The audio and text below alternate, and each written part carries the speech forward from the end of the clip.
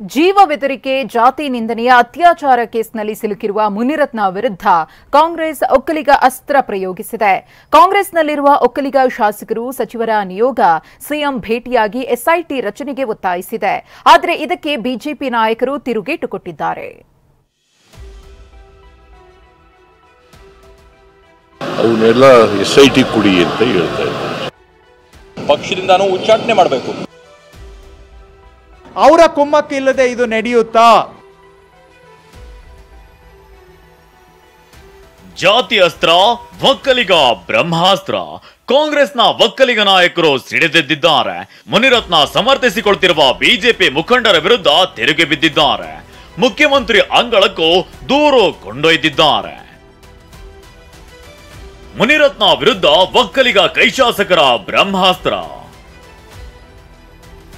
ಮುನಿರತ್ನ ವಿರುದ್ಧ ತನಿಖೆಗೆ ಎಸ್ಐಟಿ ರಚಿಸಲು ಸಿಎಂಗೆ ಮನವಿ.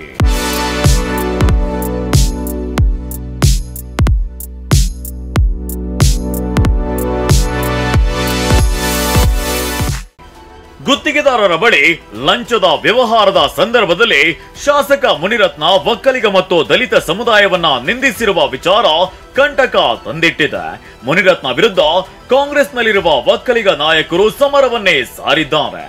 ಒಕ್ಕಲಿಗ ಶಾಸಕರು ಮತ್ತು ಸಚಿವರ ನಿಯೋಗ ನಿನ್ನೆ ಸಿಎಂ ಸಿದ್ದರಾಮಯ್ಯರನ್ನ ಭೇಟಿ ಮಾಡಿ ಮುನಿರತ್ನ ವಿರುದ್ಧ ದೂರು ಸಲ್ಲಿಸಿದೆ.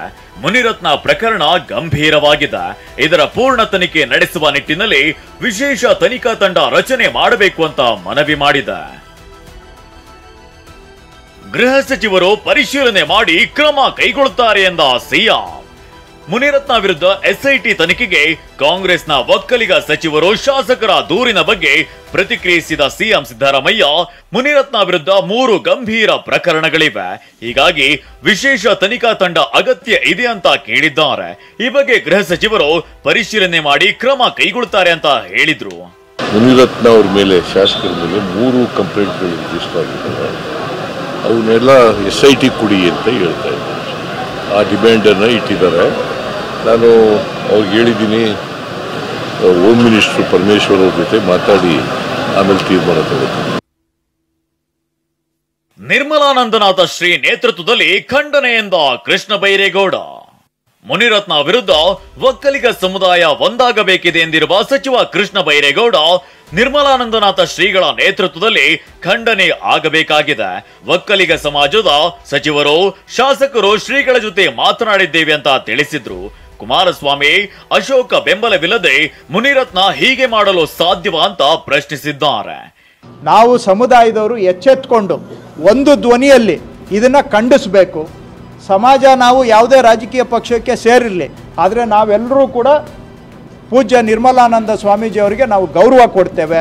ಅವರ ನೇತೃತ್ವದಲ್ಲಿ ಈ ರೀತಿಯ ಒಂದು ಸಮಾಜದ ಖಂಡನಾ ಸಭೆ ಆಗಬೇಕು. ಆದರೆ ಕುಮಾರಸ್ವಾಮಿ ಅವರು ಇದನ್ನು ಖಂಡನೆ ಮಾಡಿದ್ದಾರಾ? ಆರ್ ಅಶೋಕ್ ಅವರು ಇದನ್ನು ಖಂಡನೆ ಮಾಡಿದ್ದಾರಾ? ಬಿಜೆಪಿ ಮಹಿಳಾ ಕಾರ್ಯಕರ್ತರ ಮೇಲೆ ಅತ್ಯಾಚಾರ ಮಾಡಿ ರೇಪ್ ಮಾಡಿದ್ರು ಕೂಡ ಅವರೆಲ್ಲ ಬಾಯಿ ಮುಚ್ಕೊಂಡಿದ್ದಾರೆ ಅಂತ ಹೇಳಿದ್ರೆ ಅವರ ಕುಮ್ಮಕ್ಕು ಇಲ್ಲದೆ ಇದು ನಡೆಯುತ್ತಾ? ಇನ್ನೊಂದೆಡೆ ಶಾಸಕ ಶರತ್ ಬಚ್ಚೇಗೌಡ ಬಿಜೆಪಿಯಿಂದ ಮುನಿರತ್ನ ಉಚ್ಚಾಟನೆಗೆ ಆಗ್ರಹಿಸಿದ್ದಾರೆ. 30 ವರ್ಷ ಕಾಂಗ್ರೆಸ್ನಲ್ಲಿದ್ರು, ಬಿಜೆಪಿಗೆ ಬಂದು 5 ವರ್ಷವಾಗಿದೆ. ತಪ್ಪು ಸಾಬೀತಾದ್ರೆ ಮುನಿರತ್ನ ವಿರುದ್ಧ ಪಕ್ಷ ಕ್ರಮ ಎಂದ ಆರ್ ಅಶೋಕ್. ಕೈ ನಾಯಕರ ಆರೋಪಗಳಿಗೆ ವಿಪಕ್ಷ ನಾಯಕ ಆರ್ ಅಶೋಕ್ ತಿರುಗೇಟನ್ನ ನೀಡಿದ್ದಾರೆ. ಎಚ್ಡಿಡಿ ಕುಟುಂಬ ಮುಗಿಸಲು ಕಾಂಗ್ರೆಸ್ಸಿಗರು ಹೊರಟಿದ್ರು. ಆಗ ಯಾಕೆ ಕಾಂಗ್ರೆಸ್ನ ಒಕ್ಕಲಿಗರು ಹೋರಾಟ ಮಾಡಲಿಲ್ಲ ಅಂತ ಪ್ರಶ್ನಿಸಿದ್ದಾರೆ. ಕಾಂಗ್ರೆಸ್ ಇದ್ದಾಗೆ ಕಾಂಟ್ರಾಕ್ಟ್ ಆಗಿದ್ದು, ಕಾಂಗ್ರೆಸ್ ಇದ್ದಾಗೆ ಕಾರ್ಪೊರೇಟರ್ ಆಗಿ, ಕಾಂಗ್ರೆಸ್ ಇದ್ದಾಗೆ MLA ಆಗಿದ್ದು. ನಮ್ಮ ಹತ್ರ ಬಂದು 5 ವರ್ಷ ಆಗಿರ್ಬೇಕಷ್ಟೇ. ಆವಾಗ ಮುನಿರತ್ನಂ ಅವರು ಸತ್ಯ ಹರಿಶ್ಚಂದ್ರರಾಗಿದ್ದರು. ಈಗ ಏಕಾಏಕಿ ಅವರು ದುಶ್ಮನ್ ಆಗೋಟಿದ್ದಾರೆ. ಇನ್ನೊಂದ್ಸರಿ ಒಕ್ಕಲಿಗರು ದೇಶದ ಪ್ರಧಾನಿ ಆಗಕ್ಕೆ ಎಲ್ಲನ ಅವಕಾಶ ಇದೆಯಾ? ನನಗಂತೂ ಕಾಣಿಸ್ತಾ ಇಲ್ಲ. ಅಂಥದ್ದು ಆ ಸ್ಥಾನಕ್ಕೆ ಹೋಗಿದ್ದಾರೆ. ಅವ್ರಿಗೆ ಮಾನ ಮರ್ಯಾದೆ ಹೆಂಗೆ ತೆಗಿಬೇಕೋ ಅಷ್ಟು ತೆಗೆದ್ರಲ್ಲ. ಅವಾಗ ಯಾಕೆ ಇವರೆಲ್ಲ ಮಾತಾಡಲಿಲ್ಲ? ಇವರು ಒಕ್ಕಲಿಗರ ಪರವಾಗಿ ಅಂತ ಅಂದಿದ್ರೆ ಯಾಕೆ ಮಾತಾಡಲಿಲ್ಲ ಅವಾಗ?